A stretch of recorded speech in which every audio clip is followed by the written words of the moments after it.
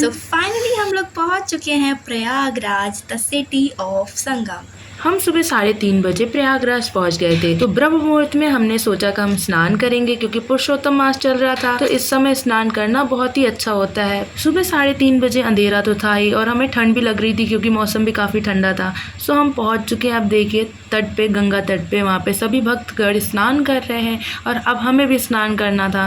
पुरुषोत्तम मास चल रहा था तो ऑब्वियसली भीड़ तो थी ही, और हमने भी स्नान किया। और सबसे प्यारी चीज़ मुझे ये सुबह की सनराइज़ लगी। इसको देखकर मैं इतनी ज़्यादा शॉक हो गई थी, क्योंकि मैंने इससे पहले कभी इतना सुंदर सनराइज़ देखा ही नहीं था। इतना प्यारा लग रहा था जब ये बोट जा रही थी और ये सनराइज़, ओ माय गॉड, इतना ब्यूटीफुल था ये सीन मेरे लिए तो बहुत ज़्यादा। आपको कैसा लगा कमेंट्स में ज़रूर बताना। स्नान करने के बाद हमने सूर्यदेव को जल भी अर्पित किया। फिर हम बढ़ चले हनुमान जी के दर्शन करने के लिए। रास्ते में हमें बहुत सारी बोट्स दिखी, सो हमने सोचा कि हमें बोटिंग करनी चाहिए। हमने बोटिंग भी करी। जहाँ पे हमने स्नान किया था वहाँ 3 नदियों का संगम था, गंगा, यमुना और सरस्वती।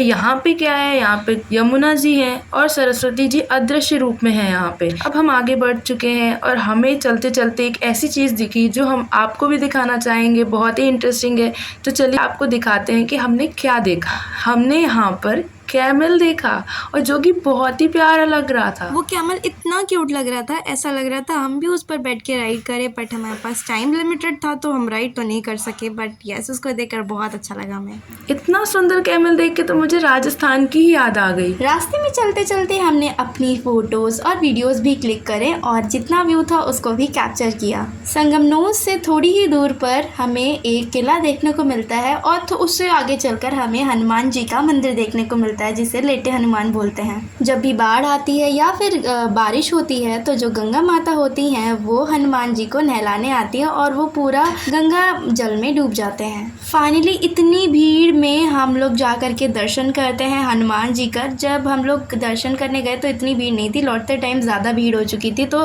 भगवान का शुक्र था कि हमने बिना भीड़ के अच्छे से दर्शन कर लिए। और हमने इसी शॉप से जो लड्डू थे वो खरीदे थे हनुमान जी को चढ़ाने के लिए। तो मैं भी आपसे यही प्रेफर करूँगी, यहाँ से लेंगे तो बहुत सही रेट पे भी मिल जाता है। ये देखिए, ये लेटे हनुमान जी हैं, जिनके बारे में आपने भी काफ़ी ज़्यादा सुना होगा। आप भी दर्शन करिए और भगवान जी का आशीर्वाद प्राप्त करिए। यहाँ भीड़ भी थी और जयकारे भी लग रहे थे, जय श्री राम, जय हनुमान। आपको कैसा लगा हमें अपना एक्सपीरियंस ज़रूर बताइएगा। अब हम बढ़ चुके हैं किले की तरफ। ये किला अशोक सम्राट जी के समय पे बनाया गया था, और इसी के अंदर है अक्षयवट, जो कि राम जी के समय पे था। राम जी और सीता जी यहाँ पर आए थे। इसी वृक्ष की सीता माता ने वट सावित्री व्रत की पूजा करी। अब आपको ले चलते हैं पातालपुरी में। यहाँ पे कैमरा अलाउड नहीं था, इसी वजह से थोड़ा ही वीडियो हम आपके लिए कैप्चर कर पाए हैं। तब तक मिलते हैं नेक्स्ट व्लॉग में। Please subscribe my channel and like, comment करना मत भूलना। बाय।